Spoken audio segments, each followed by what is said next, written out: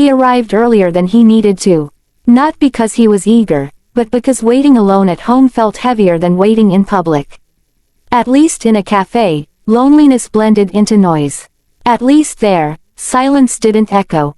The place was small but warm, tucked between a bookstore and a florist on a street that always smelled faintly of rain and coffee beans. Soft yellow lights hung from the ceiling, giving the room a gentle glow, as if it were always late afternoon inside. The kind of place meant for conversations, first ones, difficult ones, hopeful ones. He paused at the entrance, scanning the room. Couples sat across from each other, leaning in close, sharing laughter that felt private even in public. A woman by the window stirred sugar into her tea while a man watched her as if memorizing her face. Somewhere in the back, a group of friends argued cheerfully over something trivial. Life was happening everywhere. He adjusted his coat, took a breath, and walked in. They had agreed on the corner table. Near the window, 2 chairs facing each other. Simple, neutral, safe. He chose the chair closest to the wall. Somehow, sitting there made him feel less exposed. Like if things went wrong, he wouldn't be seen so clearly. He checked his phone. 6:20 p.m. He was 10 minutes early. Good, he thought. Better early than late. The chair across from him was empty. He ordered a coffee, black, no sugar, more out of habit than desire. When the cup arrived, steam curled upward, carrying a scent that usually comforted him. Today, it didn't. He wrapped his hands around the mug, letting the heat ground him. This wasn't just a date. It was a risk. After months of solitude, after conversations that never went past polite greetings and matches that never turned into meetings, this blind date had felt different. There had been longer messages, shared thoughts, moments of laughter through text that made him think, maybe this time. He hadn't told anyone he was coming. He didn't want to explain if it failed. He glanced at the door every time it opened. 6:25 p.m. A woman entered, tall, confident, smiling. His heart lifted for half a second before sinking again. Not her. She joined someone else. He exhaled slowly. Relax, he told himself. People are late. Traffic happens. Life happens. He checked his phone again. No message. The coffee cooled. 6:30 p.m. He shifted in his seat, suddenly aware of his posture, his hands, the way he looked sitting alone. He wondered if anyone noticed. He wondered if anyone cared. Across the room, a couple stood up, gathering their things. The man reached for the woman's hand without thinking, like it was second nature. She smiled at him, and something tight twisted in his chest. He looked away. Don't compare, he thought.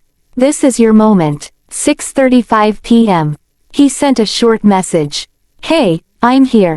He stared at the screen longer than necessary, waiting for the typing dots to appear. They didn't. His thoughts began to drift, unwanted, familiar. Maybe she changed her mind. Maybe she looked you up and decided you weren't worth the effort. Maybe you expected too much again. He hated how easily doubt found him. How quickly hope turned fragile the moment it was tested. 6:40 p.m. A waiter passed by and smiled politely. Everything okay? Yes, he said quickly. Just waiting. The word waiting felt heavier than it should have. 6:45 p.m. The cafe grew louder. More people arrived. Chairs scraped against the floor. Laughter rose and fell like waves. And still, the chair across from him remained empty. He imagined her arrival. The apology. The smile. The moment awkwardness would soften into comfort. He replayed it again and again, as if imagining it enough times could make it real. But imagination only delayed disappointment. 6:50 p.m. His phone vibrated. His heart jumped. A notification, from a bank app. He closed his eyes. Why did you expect anything else? 7 p.m. An hour had passed. Hope, now tired, sat quietly beside him, no longer speaking. Just waiting to be dismissed. He stared at the empty chair. It wasn't just furniture anymore. It felt symbolic, like all the unanswered messages, the unfinished conversations, the relationships that almost happened but didn't. He wondered what it said about him. What it meant that he was always the one waiting. Slowly, He stood up. The movement felt final. He reached for his coat, paid the bill at the counter, and nodded in thanks to the barista. No explanation, no drama, just another man leaving alone. As he turned toward the door, a sound cut through the noise of the cafe. A cry, sharp, desperate, unmistakably human, a child's cry. He froze. The sound wasn't loud, but it carried something deeper: panic, hunger, exhaustion. The kind of cry that didn't ask for attention, but begged for help. He turned back. Near the entrance stood a woman, holding a small boy in her arms. The child's face was red, tears streaking down his cheeks. His hands clutched her coat like it was the only thing keeping him upright. The woman looked overwhelmed. Not dramatic, not loud, just tired in a way that suggested this wasn't her first hard day. "I'm sorry," she said softly, her voice shaking as she spoke to the staff. "He hasn't eaten since morning, and I think I lost my wallet." Her words barely registered with the people around her. Some looked away, others pretended not to hear. A few hesitated, then returned to their conversations. The world kept moving. Something inside him shifted. He looked at the door again. He could leave. This wasn't his responsibility. He had already been disappointed once tonight.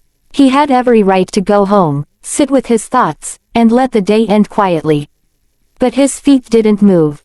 Instead, he turned back toward the woman and child. The empty chair behind him waited, silent, patient, unfinished.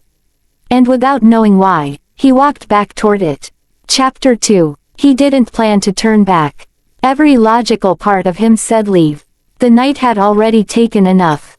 Dignity, hope, expectation, he had paid the price. Walking away would be clean. Quiet, understandable, but something deeper, something unexplainable, refused to let his feet follow reason. He turned toward the woman and the child. The boy's cries had softened now, turning into quiet hiccups, his face buried into the woman's shoulder. She rocked him gently, whispering reassurances that sounded more like prayers than words. "I'm sorry," she said again, almost apologetically, as if existing in that moment was an inconvenience to the world. "I'll step outside." Her voice carried shame, not entitlement. That was what stopped him completely. "No," he said before he could think. His voice surprised even him. "Please, stay." She looked up at him, startled. Her eyes were dark with exhaustion, but there was strength there too, the kind born from surviving things you didn't choose. She hesitated. "I don't want to cause trouble." "You're not," he replied gently. "Let me help." The words felt strange and familiar at the same time, as if they had been waiting somewhere inside him, just for this moment. They returned to the corner table. The same table where disappointment had been growing cold. The same table where the empty chair now waited, no longer accusing, no longer symbolic. Just available. He pulled the chair out for her without thinking. She sat slowly, adjusting the child on her lap. The boy looked at him with swollen eyes, suspicious but curious, his tears drying into quiet sniffles. "What's his name?" he asked. "Adam," she said softly. "He's 5. Adam stared at him for a long moment, then reached out and touched the edge of the table like he was testing whether this place was real. "He's hungry," she added quickly, as if explaining herself. "We were supposed to meet someone today. A job interview. It ran late." Then everything just fell apart. He nodded. No questions. No judgment. He stood and waved the waiter over. "2 meals," he said. "Whatever he wants. And tea. For you?" the waiter asked. He paused, then shook his head. "For them." The woman's eyes widened. "You don't have to." "I know," he said calmly. "But I want to." Something about the word want felt important. When the food arrived, Adam's entire mood changed. Children were honest like that. Pain left the moment relief arrived. He ate eagerly, crumbs falling onto the table, smiling between bites like nothing had ever been wrong. The woman watched him with a mixture of relief and quiet sadness, the kind that comes from loving someone so deeply you forget to care for yourself. "Thank you," she said, her voice barely above a whisper. "You have no idea what this means." He smiled, but said nothing. For a while, they sat in silence. Not the awkward kind, the honest kind. I was supposed to be somewhere else tonight, he said finally. She looked at him, listening. A blind date, he admitted. She never showed up. I'm sorry, she said sincerely. He shrugged. I thought it meant something about me.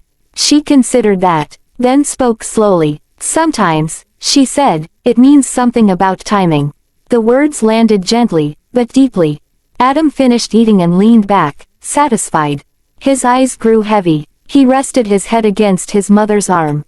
She smiled sadly. He gets tired quickly. Long day, he said. She nodded. Long year. Something in her tone invited honesty. My husband passed away last winter, she said.